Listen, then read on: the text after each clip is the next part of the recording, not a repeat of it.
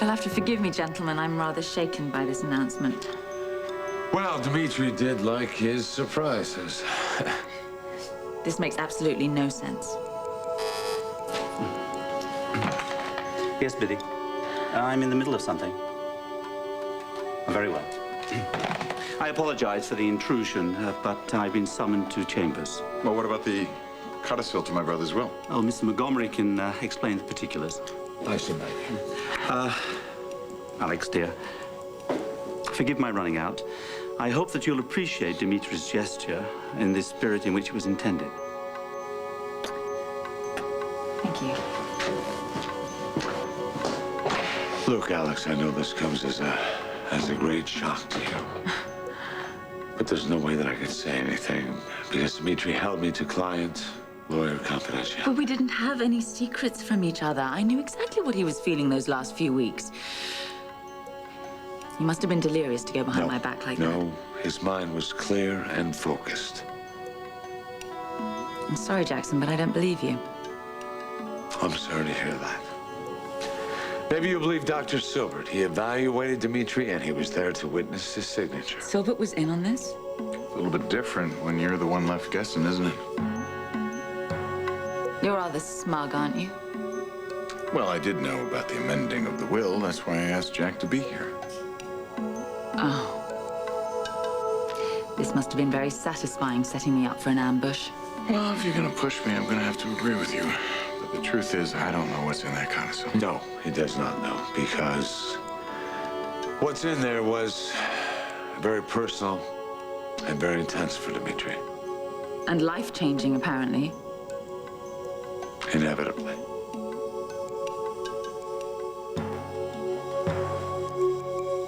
All right, go ahead. During the duration of his illness, Dimitri sold off a great deal of Merrick Industries. He sold it to various corporations and consortiums. Now, these sales netted millions, which were placed in an interest-bearing trust. The disbursement of this fund is addressed in this codicil. Go on.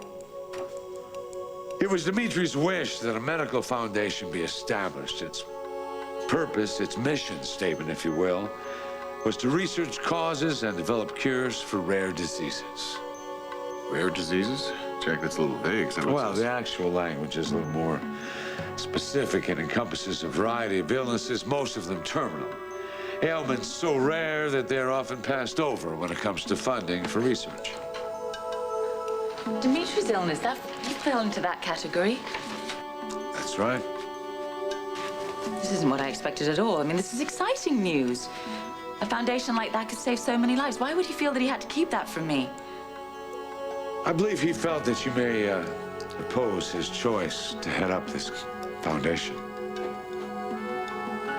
Oh, Edmund. No. You.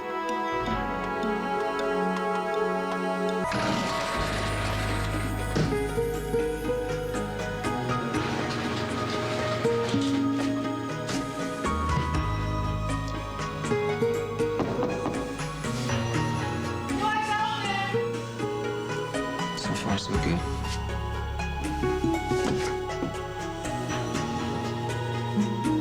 You can just leave the towels right there on the bed, please, and your tip is on the dresser.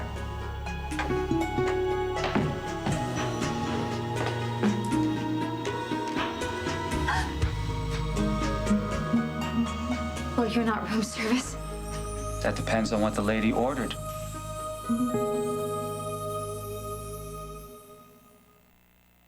Well, David, imagine coming all the way to New York just to see me.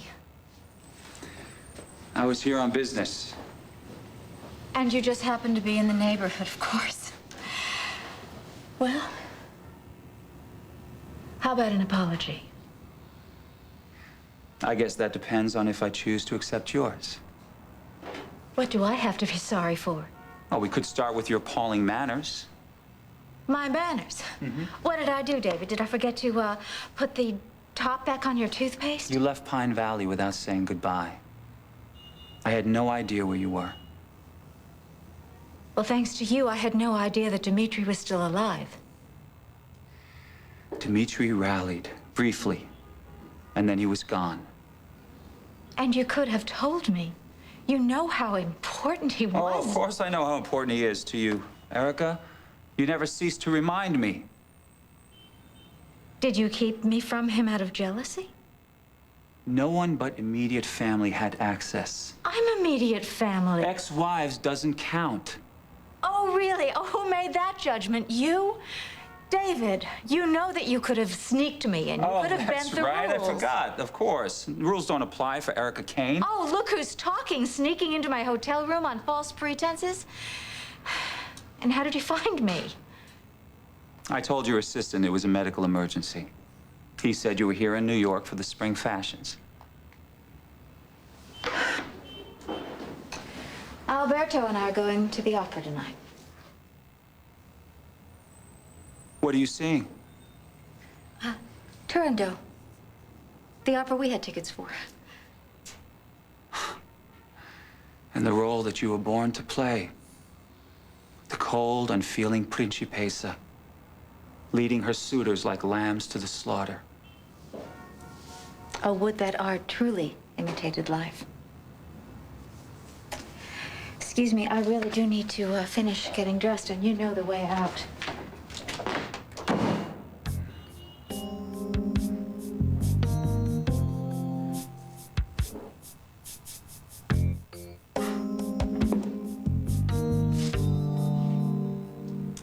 Alberto, huh?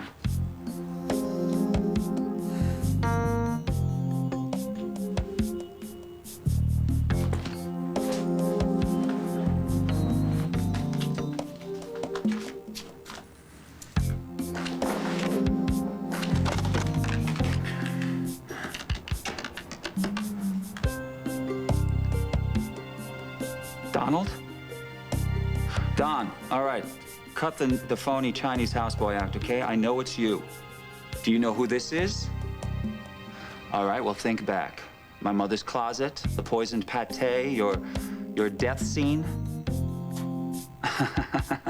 Well, I'm flattered that you remember, Donald. So when did you get out of Oak Haven? Uh-huh. You taking your medication? Good, good. All right, well, listen to me. The reason why I'm calling you is that I'm here in the Big Apple, and I have an offer that you can't refuse. Dimitri named you as foundation director. Edmund and I will serve as trustees on the board. But I'm not an administrator. I hate paperwork.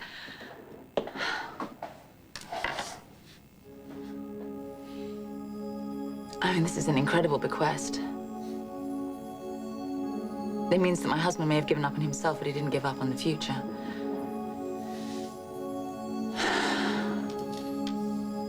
Well, if this really was his last wish, can't really be a coward about it, can I? Not when he went through so much.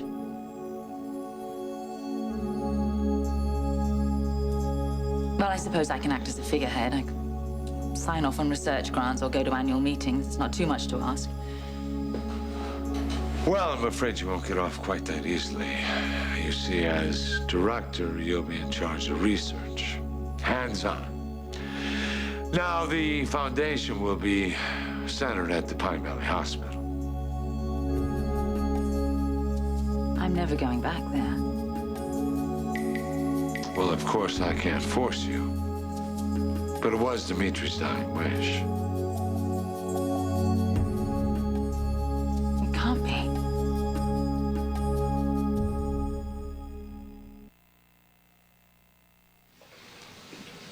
All right, that's everything. Listen, make sure that you have all the items that I requested delivered immediately, okay? To the Royal Plaza Hotel. Just wait downstairs in the lobby. I'll have somebody to come down there and meet you. Oh, and another thing. You bring this stuff here in 10 minutes, I'll tack on a $100 tip. Okay, great. Thanks.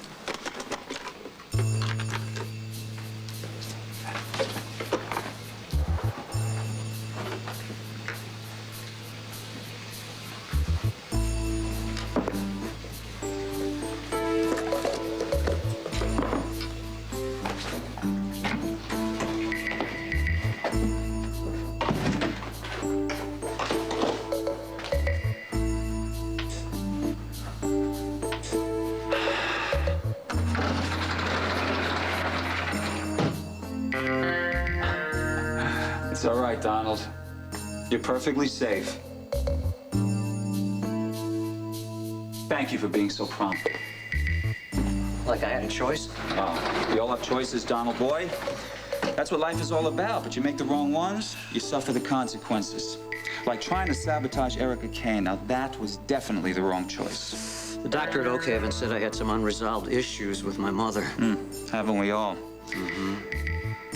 He said that ripping apart celebrities' personalities kept me from acting out on my subconscious desires to strangle Miriam. Interesting theory. Yeah, so in this new book that I'm writing about the Dalai Lama, I'm trying to keep my criticism constructive, you know, accentuate the positive, downplay the negative, you know. Yeah. Well, you definitely lost your edge, Donald boy. Hopefully you didn't lose your sense of humor. Because I'm gonna need you to help me to pull off a practical joke. Who's the joke on? Your favorite subject, Erica Kane. No way. Wait. yourself another boy. Donald, hear me out, okay? I'm giving you a chance to purge yourself of your guilt, to do right by Miss Kane. No, buddy, no can do. Okay, I'm sorry to hear that. I guess I'll just have to find another actor to play the part. Part? What part? Oh, what do you care? You're not interested, right? I'll just call Actors Equity. They'll send somebody over. I mean, I'm not paying anything, but the chance to play opposite Miss Kane, now that's a highlight on anybody's resume. Wait a minute. Why me? Why me, he asks? Because that death scene you played when you thought you were poisoned, remarkable. Your reality became my reality. You really thought so? Huh? You didn't think I was too over the top? Donald, you broke my heart. Every time I look at that tape, you get me right here. Wow. I mean, I didn't even know I was that good. All right, so what do I have to do exactly? Only that which comes naturally to you, Donnie boy. Oh, boy. I can't take this position. It's a full-time job in a field that I've chosen to leave. I mean, Dimitri knew that. He knew my reasons. I wasn't even going to take his case. That sounds like vintage, Dimitri. You know, he's still calling the shots, even from beyond the grave. He wasn't like that. Oh, yes, he was. You may have loved him, but I knew my brother. You wouldn't wish something for me that I didn't want for myself. He just did, Alex. Check. This is pattern. Back me up here. He just strong-armed his way through life. Dimitri liked to live by his own rules, and he also liked to make sure that everybody else lived by those rules if he could. That might have been your experience of him, but I watched a man struggle with a disease that gave no quarter. He fought, yes, but he also accepted. Ultimately, perhaps on his own terms. But either way, he knew he'd lost. Alex, open up your eyes. He always had a plan B. He had that codicil. You know, it's my experience that bequests like this are an attempt by the dying to somehow stay connected to life. He will always be connected to me, with or without a codicil. You're fighting a losing battle, Alex. I know what you're feeling. You're feeling him pulling at your heartstrings, and it's maddening because if you defy his last wish, you're disrespecting his memory. Now, you know, I don't think you knew what it was like to be me for the last few months, but I think now you have a clue. I think you do. Dimitri chose my role, and now he's chosen yours. Now, is it cruel, or is it kind? That's up for you to decide. I'm sorry for the interruption. Alex, has everything been explained to your satisfaction? You could say that. Well, there's just one more detail before we adjourn. Dimitri was a member of the Squires Club here in London. They need someone to go around to his rooms to collect his belongings. I'll go. Do what you can to get me out of this. I'll do whatever I can. Thank you. I appreciate it.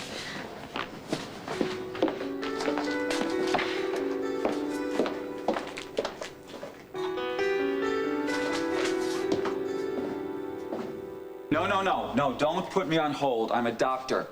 Now, please have the hotel manager report to the 3rd floor immediately. It's a medical emergency. Thank you. Well, it's about time. Did you tip the delivery boy? Yeah, the whole 100. No, you didn't take a tip? Just because I'm a writer, don't assume I'm without ethics.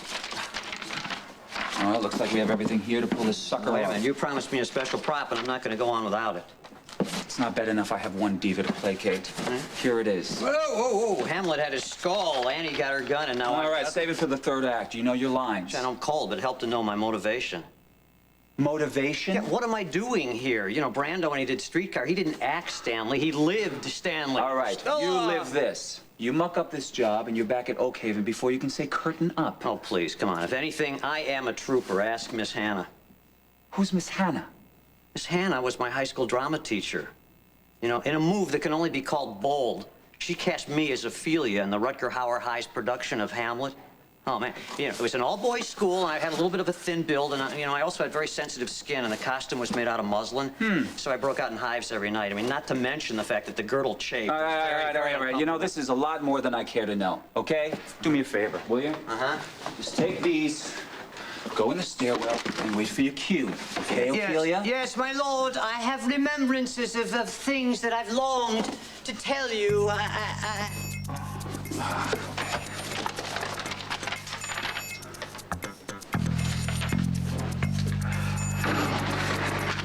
Doctor? Yes, hi. Do you run this hotel? I'm the manager. Oh, okay. Well, I regret to inform you that we're in a crisis situation here. You're gonna have to mobilize your staff and evacuate this entire floor. The whole floor? Yes, I'm afraid so. Everything except for this one room, which I placed under quarantine. Is this some sort of joke? Was the bubonic plague a joke? Was the flu epidemic of 1918 a joke? We're dealing with a deadly virus here. But don't take my word for it. Watson, perhaps you believe a representative from the MCDC. The MCDC? The Manhattan Center for Disease Control.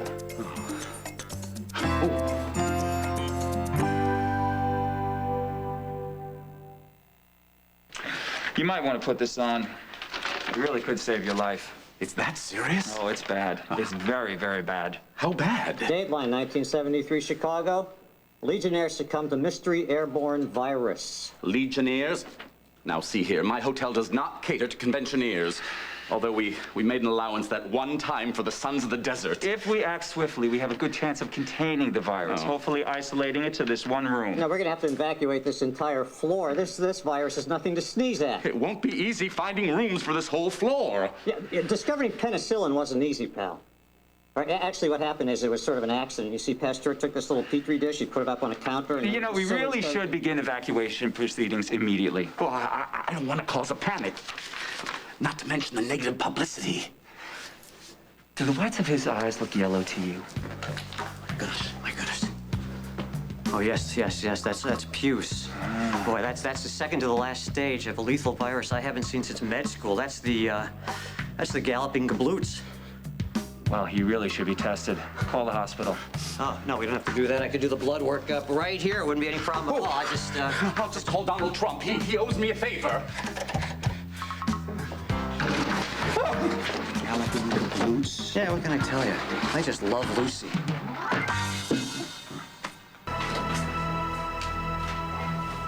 You're still here? You look absolutely stunning. What a crying shame. What is? All dressed up and no place to go. I'm going to Lincoln Center. I don't think so. At least not before the first curtain. That's what you think.